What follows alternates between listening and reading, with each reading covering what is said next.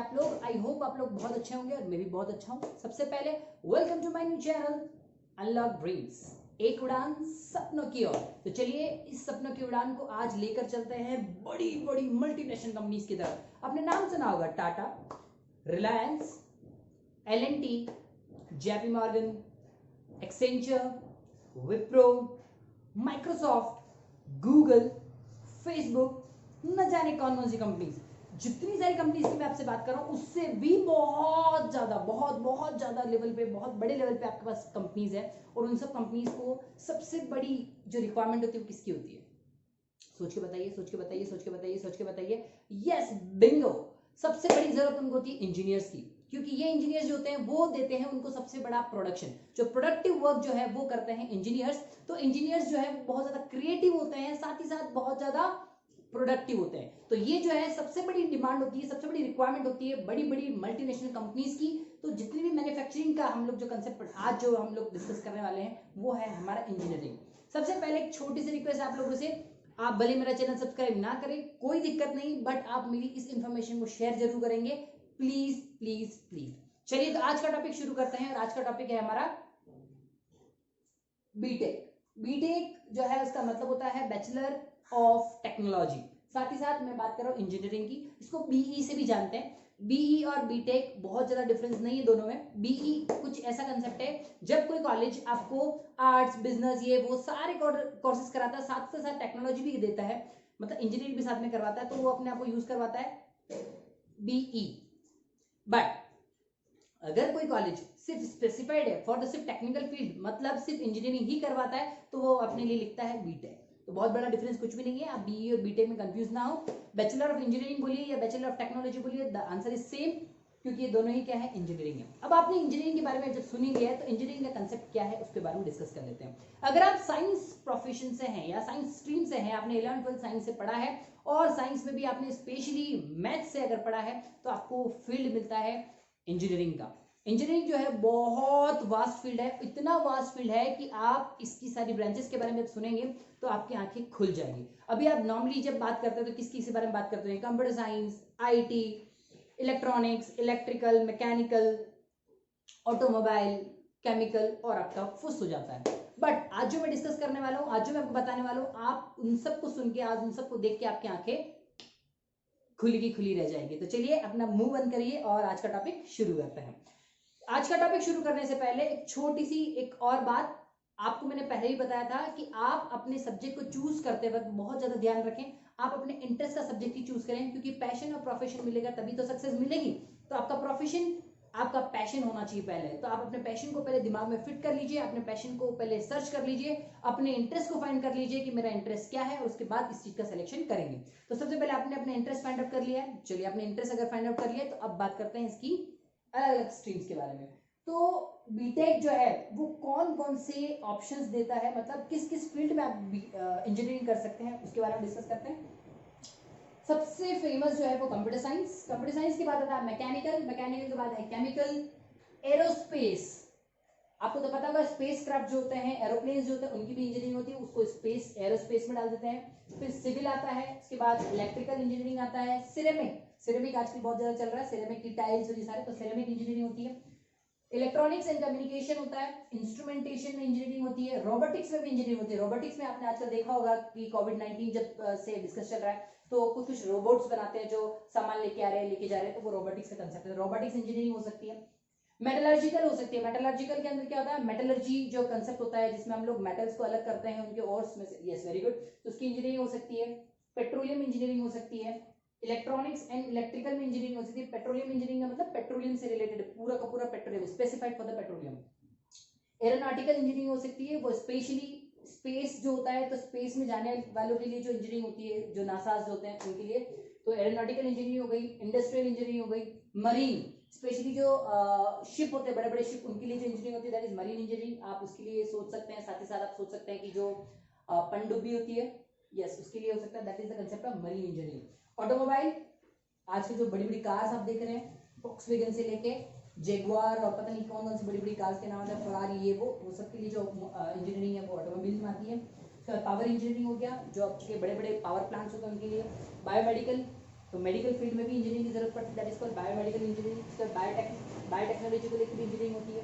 उसके बाद कंस्ट्रक्शन को लेकर इंजीनियरिंग होती है, एनवायरमेंट को लेकर इंजीनियरिंग होती है, ट्रांसपोर्टेशन में भी इंजीनियरिंग हो सकती है, टूल इंजीनियरिंग होती है, टेक्सटाइल इंजीनियरिंग होती है, टेलीकम्युनिकेशन इंजीनियरिंग होती है, स्ट्रक्चरल इंजीनियरिंग होती है, प्रोडक्शन इंजीनियरिंग होती है, माइनिंग इंजीनियरिंग होती है, साथ के साथ मेकाट्रॉनिक्स के अंदर भी इंजीनियरिंग होती है और साथ के साथ आर्किटेक्चर के अंदर इंजीनियरिंग होती है। तो ये ढेर सारे ऑप्शन है आपके पास इंजीनियरिंग को लेके, पर सबसे पहले आपको स्पेसिफाई होना होगा कि आपका इंटरेस्ट क्या है। आपको 4 साल तो देखो 4 साल पढ़ना है इन सब चीजों के लिए, तो उससे पहले 2 साल में मेहनत तो करनी पड़ेगी। तो उस मेहनत के लिए सबसे मेजर जो है वो है आपका इंटरेस्ट। अगर आपका इंटरेस्ट आपको क्लियर है तो अब आप बात करते हैं कि 12th के बाद आप इसको कैसे ऑप्ट कर सकते हैं। 12th के बाद एक एग्जाम होता है, दैट इज IIT JEE। आपने नाम सुना होगा। IIT JEE के लिए कोटा का बहुत बड़ा नाम है, तो आपने सुना ही होगा कोटा कोटा कोटा, इतने सारे लोग कोटा क्यों जाते हैं। तो आप जब इन सब चीजों के बारे में डिस्कस कर रहे हैं तो मैं आपको छोटी सी बात बता दूं, जब आप 11th और 12th को कंप्लीट करते हैं तो चाहे तो आप 11th 12th साथ के साथ वहां कोटा में जाके कर सकते हैं, नहीं तो आप 11th 12th के बाद एक साल ड्रॉप करके इसको कर सकते हैं। पर ध्यान रखिए सिर्फ 2 ही ऑप्शन है, एक 12th के जस्ट बाद और 1 साल गैप देने के बाद आपको 2 ऑप्शन मिलते हैं। 2 ऑप्शन में से अगर आप इनमें नहीं कर पाते हैं, वैसे तो इंडिया में ढेर सारे कॉलेजेस हैं, बहुत सारे प्राइवेट कॉलेज खुल चुके हैं, तो बहुत बड़ा प्रॉब्लम नहीं आएगा, कहीं ना कहीं आपको एडमिशन जरूर मिल जाएगा। बट अगर आपको टॉप लेवल के कॉलेजेस में जाना है जिसमें IITs और NITs के नाम हम लोग बोलते हैं, बड़ी बड़ी जो यूनिवर्सिटीज उसके अगर हम लोग बात करें तो आपको IIT में अच्छी रैंक लानी होती है, AIR ऑल इंडिया रैंक आपको बहुत अच्छी लानी होती है। वैसे IIT की अगर हम लोग बात करें तो IIT ही कुछ ऐसी वी कैन से ऐसे कॉलेजेस हैं जो कुछ इंजीनियरिंग को वहां पर ऑप्ट करवाते हैं, बाकी सारे कॉलेजेस में अवेलेबल नहीं है। जैसे एरोनॉटिकल हर कहीं पे अवेलेबल नहीं मिलती है आपको, एरोस्पेस हर कहीं अवेलेबल नहीं मिलेगी, वही साथ ही साथ मेकाट्रॉनिक्स कहीं पे भी नहीं मिल पाएगी आपको, बहुत मुश्किल से मिलती है, रोबोटिक्स बहुत मुश्किल से मिलती है। तो ये ऐसी कुछ इंजीनियरिंग जो हम लोग यहाँ बात कर रहे हैं, वो इंजीनियरिंग जो है वो हर किसी कॉलेज में या नॉर्मल कॉलेजेस में नहीं मिल पाती है। तो उसके लिए आपको स्पेसिफाइड कॉलेज जो है IITs वाले कॉलेज या NITs होती है, उसी में ये सब चीजें मिलती है। इसलिए आपको फाइट करना बहुत जरूरी है और अपने आप को कंसंट्रेट करके रखें कि आप इन सब एग्जाम्स को अच्छे से क्रैक कर सकें। तो इन एग्जाम्स के लिए आपके पास 11th 12th और 11th 12th के बाद आपको IIT JEE का एग्जाम देना होता है, तो 12th के जस्ट बाद दे सकते हैं और फिर एक साथ और प्रिपरेशन करने के बाद और दे सकते हैं। 2 ऑप्शन आपको मिलते हैं, 2 अटेम्प्ट में से एक अटेम्प्ट आपको निकालना ही है, तो वो आपको इन सारी इंजीनियरिंग की तरफ लेकर चले जाएगा। साथ ही साथ एक और चीज है, ये तो हो गया 12 और 12th के बाद अगर आप इसको करते हैं तो 12th के बाद आपको 4 साल ये करना पड़ता है। एक और ऑप्शन है, अगर आपने 10th के बाद ही आपने डिप्लोमा कोर्सेज शुरू कर लिए हैं, मैंने आपको बताया था पिछली बार हमारे फर्स्ट 10th क्लास की वीडियो में कि जब आप 10th के बाद ही डिप्लोमा कोर्सेज करने लगते हैं तो डिप्लोमाज में आपको इंजीनियरिंग डिप्लोमाज भी बहुत सारे मिलते हैं। अगर उन डिप्लोमा को आप कंप्लीट कर लेते हैं तो वो 3 साल का डिप्लोमा होता है, तो 10th के बाद 3 साल अगर आप कंप्लीट कर लेते हैं तो यहाँ पे आपको सीधा सेकंड ईयर में एडमिशन मिल जाता है। तो वैसे ये इंजीनियरिंग 4 साल की होती है, पर डिप्लोमा वाले के लिए से 3 साल की रह जाती है। तो ये था आज का हमारा छोटा सा कंसेप्ट। अब हम बात करते हैं कि इन इंजीनियरिंग के बारे में, ढेर सारे इंजीनियरिंग ऑप्शंस आपके सामने रखे हुए हैं। इन इंजीनियरिंग के ऑप्ट करने में आपको क्या क्या चीज का ध्यान रखना चाहिए। तो सबसे पहले आप ये ध्यान रखिए कि आप सच में इंटरेस्टेड है या नहीं, इसका पता लगा लें। आप अगर इंटरेस्टेड है तो आपका कौन सा फील्ड ऐसा है जिसमें आपका इंटरेस्ट बहुत ज्यादा है। जैसे कुछ लोग होते हैं जिनका इंटरेस्ट कंप्यूटर की तरफ बहुत ज्यादा होता है, वो पूरे दिन कंप्यूटर के साथ खेल सकते हैं, और कुछ लोगों को मशीनों के साथ खेलना बहुत पसंद है, दैट इज मैकेनिकल वाला कंसेप्ट। और वही लोग कुछ लोग होते हैं जो ऑटोमोबाइल के साथ, मतलब कार और कार के साथ दीवाने होते हैं, तो कार के साथ दीवाने ऑटोमोबाइल के साथ जा सकते हैं। वही सेकंड हाफ आता है केमिकल के बारे में, कुछ लोग केमिकल्स को लेके पूरे दिन कुछ ना कुछ केमिकल्स और नया केमिकल जनरेट करते रहते हैं, इस तरह की चीजें चलती हैं। कुछ लोग इलेक्ट्रॉनिक्स को लेके कंसेप्ट में दीवाना होते हैं, कुछ आर्किटेक्चर्स को लेके, कुछ सिविल को लेके, जैसे बड़े बड़े प्रोजेक्ट्स बनते हैं। आपको पता होगा, जैसे बात करते हैं दुबई की सबसे बड़ी बिल्डिंग बुर्ज अल खलीफा वाली सिचुएशन, यस, उसमें बड़े बड़े इंजीनियर्स यूज हुए थे, और वो इंजीनियर्स जो थे वो आर्किटेक्ट और सिविल इंजीनियरिंग वाले कंसेप्ट में गए थे। तो ये सारे के सारे जो लोग हैं ना, वो आपको अपने अपने फील्ड में एक्सपर्टीज के साथ मिलेंगे। तो आपको ध्यान रखना है कि जब भी आप इन सब की बात कर रहे हैं तो आपका इंटरेस्ट आपके पास सबसे पहले होना चाहिए, और अगर इंटरेस्ट आपके साथ है तो फिर आपको इसके अंदर ग्रो करने में, इसके बारे में या इसकी सक्सेस पाने में कोई नहीं रोक सकता। साथ ही साथ एक छोटी सी रिक्वेस्ट और है आपसे, अगर आप 11th और 12th नॉर्मल स्कूलिंग कर रहे हैं उसके बाद इसको करना चाह रहे हैं तो देखिए बहुत मुश्किल होता है IIT में जाना। इसके लिए मैं आपको ये कहना चाहता हूँ, 11th और 12th में बहुत फोकस होकर पढ़िए, बिल्कुल कंसेप्चुअल पेपर होता है, तो बहुत कंसेप्ट के साथ आप पढ़ते हैं तो इसको आपको करना रहेगा।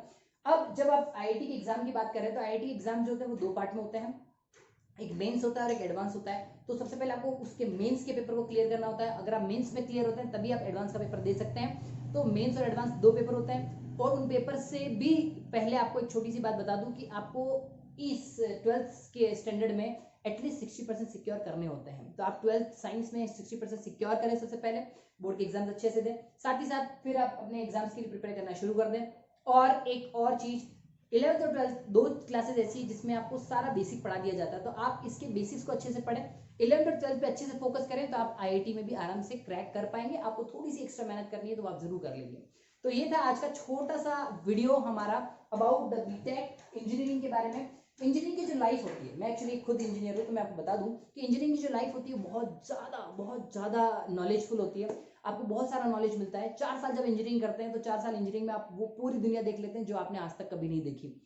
एक छोटा सा वी कैन से बोल सकते हैं ना कि पिद्दू सा बच्चा जिन्होंने आज तक बाहर की दुनिया नहीं देखी, जब वो इंजीनियरिंग के फील्ड में एंटर करता है ना, तो वो सारी चीज़ें देख लेता है जो उसने आज तक कभी देखी ही नहीं, जो उसने आज तक कभी सोचा ही नहीं। तो बहुत ज़्यादा जरूरी और बहुत ज़्यादा स्पेशल है ये बीटेक आपके लिए। बीटेक करने के बाद इतना ब्रेन जो है वो इतना ब्रॉड हो जाता है, इतना वास्ट हो जाता है कि आप किसी न किसी तरीके से अपने लिए कोई ना कोई चीज़ या अपने लिए कोई ना कोई नया ऑप्शन, या यूं कहूँ कि कोई ना कोई वी कैन से स्टार्टअप, एक स्टार्टअप बोल सकते हैं, तो स्टार्टअप अपने लिए आप जनरेट कर सकते हैं। तो ये बहुत बड़ा एक फील्ड हो सकता है। कुछ लोग मिलके, आपको याद होगा अगर हम लोग ने बात की कि माइक्रोसॉफ्ट की बात कर लेते हैं, स्टीव जॉब्स के बारे में डिस्कस कर लेते हैं, या फिर व्हाट्सएप हम लोग डिस्कस कर ले, फेसबुक को डिस्कस कर ले, ये सारे जितने भी इनके जो फाउंडर्स थे वो सारे के सारे इंजीनियर्स थे। तो ये आपके लिए बहुत अच्छा कंसेप्ट है। आप इन सब बड़ी बड़ी कंपनीज को जब सोचते हैं तो आपके लिए भी एक ऑप्शन खुलता है कि आप इंजीनियरिंग करके इन सब चीज को या ऐसी चीजों को खुद भी बना सकते हैं। अब ये था आपके लिए आज का हमारा वीडियो। इन सब के साथ बने रहिए, आप इन सब चीज़ों को देखते रहिए, आप इन सब चीज़ों के बारे में थोड़ी सी इन्फॉर्मेशन गेन करते रहिए, हमारे को भी हेल्प करिए, और आप भी, हमारी मोटिवेशन है तो आप हमारे को भी बताते रहिए कि आपको और किस टॉपिक पे हमारी ज़रूरत है। और तब तक के लिए गुड बाय, और साथ ही साथ मुस्कुराते रहिए, अपने आसपास सफाई बनाए रखिए, और हमारे चैनल को अगर सब्सक्राइब नहीं करते तो कोई दिक्कत नहीं, पर शेयर जरूर करिए। तब तक के लिए